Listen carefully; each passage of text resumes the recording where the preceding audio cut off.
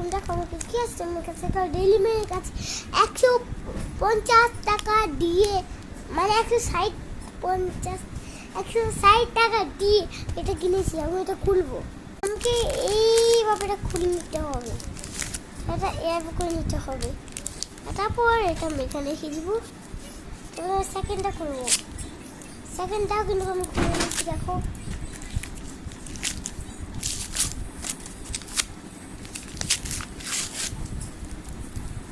Wow, ডেলিভারিটা অনেক সুন্দর দেখতে। এমনটা সুন্দর যে আমিও দেখিনি। এটা কি সুন্দর, এবার আমি খাই।